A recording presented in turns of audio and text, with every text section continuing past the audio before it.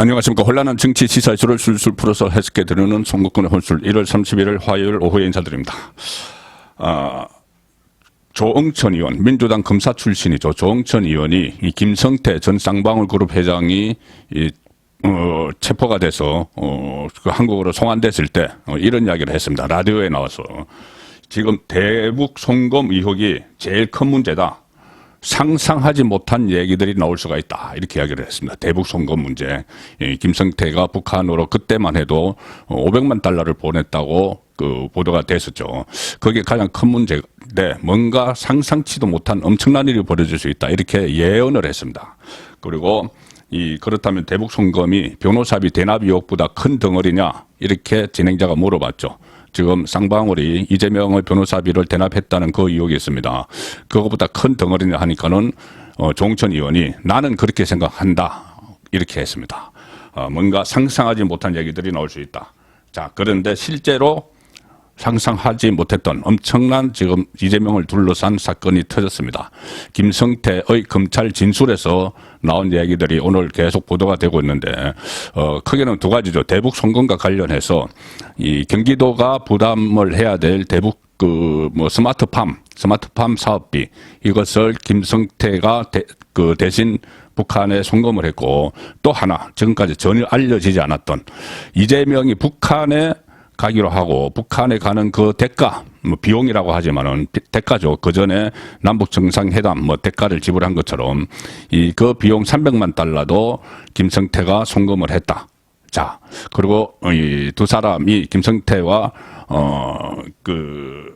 이재명은 서로 그동안 모르는 사이다. 이렇게 이야기했다가 이재명이 누구 술자리에서 누군가 술 먹다가 전화를 한번 바꿔준 적은 있는 것 같아. 이렇게 이야기를 했었는데 두 사람이 통화를 하면서 이 대북 송금 문제, 이 문제도 서로 공유를 하고 있었다. 자, 그런 사실까지 김성태가 진술을 했습니다. 자, 그래서 이재명 전 대표, 지금 대장동 여러 가지가 있지만 성남 FC 후원금 의혹, 여기에 또 단단히 이 들미를 잡히지 않을까 그런 생각이 듭니다. 특히 이재명이 북한 쪽에 나를 초청해달라 이런 공문도 보냈는데 그 공문을 받은 사람이 김영철, 과거에 통전 부장할 때 이 연평도 포격 사건 그리고 천안함 폭침 사건을 일으킨 그 인물인 김영철에게 공문을 보내서 나를 초청해 달라 이렇게 이야기했다는 그 보도까지 지금 나오고 있습니다.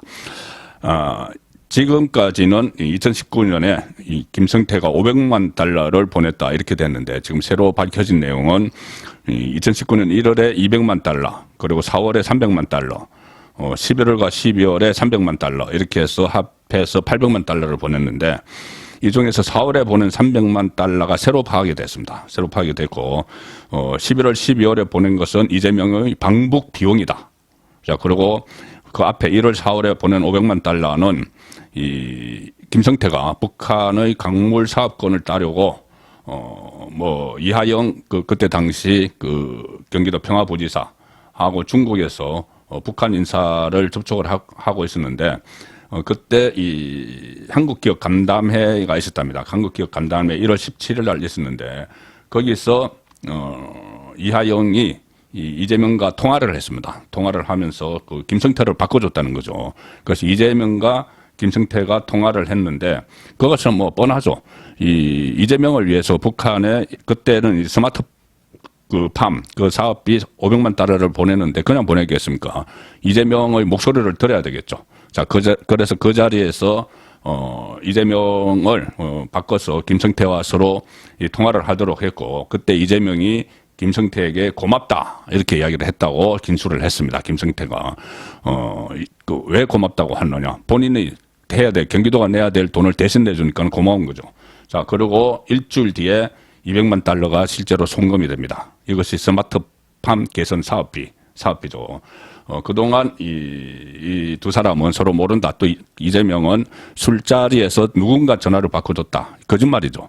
이렇게 200만 달러를 본인 경기도를 대신해서 돈을 보내주고 그것을 이재명이 알고 있는지 확인하기 위해서 김성태에게 전화를 바꿔준 건데 그걸 무슨 술자리에서 인사 그냥 간단히 뭐 술자리에서 보통 하는 식으로 나 누구랑 같이 있는데 바꿔드리겠다. 그래서 뭐 안녕하시냐, 뭐 전 누구입니다. 이 정도 했다는 걸로 지금 거짓말을 한 게 되는 거죠. 이 김성태 진술대로라면은.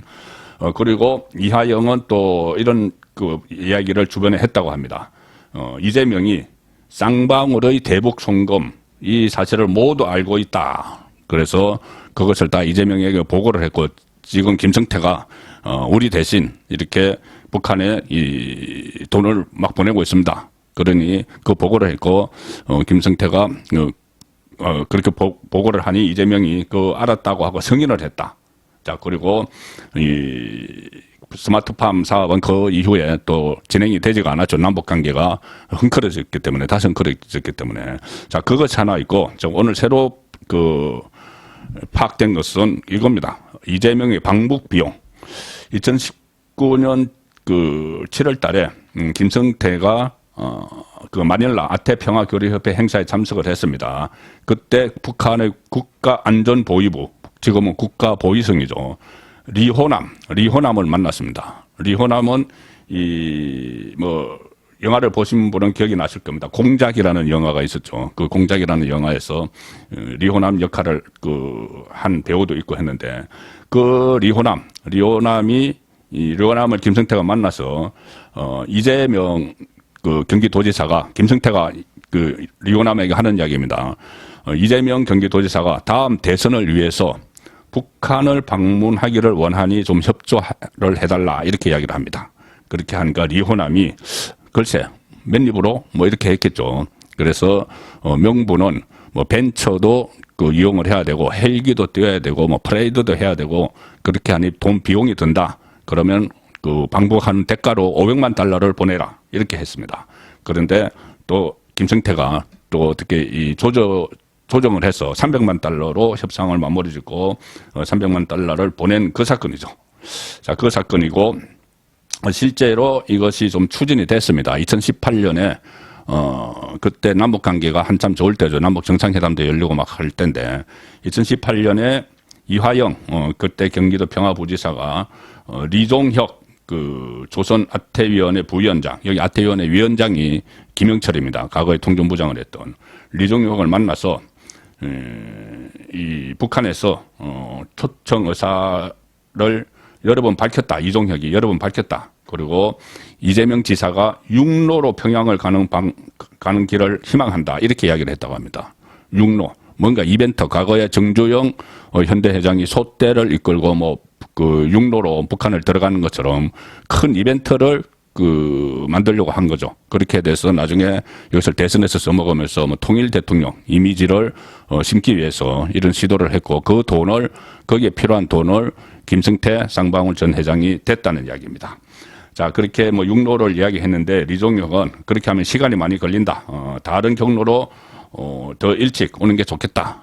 이런 이야기가 오갔고, 실제로 이것이 진전이 잘 안 되니 2019년에 이재명 경기도지사가 김영철, 그때는 조선아태위원회 위원장에게 공문을 보냅니다. 공문을 보내서 이재명 경기도지사, 나를 포함해서 경기도 경제사절단을 초청해달라. 이렇게 공문을 보냅니다. 근데 그 이후에 어쨌든 남북 관계가 다시 악화돼서 북한은 가진 않았죠. 그렇지만 이재명이 일단 대선 앞두고 통일 대통령 이미지를 심기 위해서 북한에 300만 달러 돈을 본인이 준 것도 아니고 대납을 하도록 해서 쌍방울은 그렇게 여러 가지로 봐주고 나서 김성태는 이재명 정권이 들어서면은 북한 사업권도 따내고 한 건 하려고 그렇게 돈을 대줬겠죠. 자, 그래서 방북을 추진을 했고 대가로 돈을 북한에 줬다. 이것이 지금 드러났습니다. 만약에 지금 문재인 정권 말기에 이 남북 관계가 파탄이 나지 않았다면은 실제로 이재명이 북한에 가서 돈을 주고 북한에 가서 또 혹시 또 김정은 위원장을 만나려고 시도를 했겠죠. 그렇게 또 화려한 그들이 볼 때는 화려한 쇼가 좀 벌어질 뻔했지만 돈 주고 방북 이벤트를 하는 그런 쇼가 벌어질 법했지만 결국은 막판에 남북관계가 틀어지는 바람에 이것은 성사는 되지 못했지만 돈은 이미 북한으로 갔습니다. 송국근의 혼술이었습니다.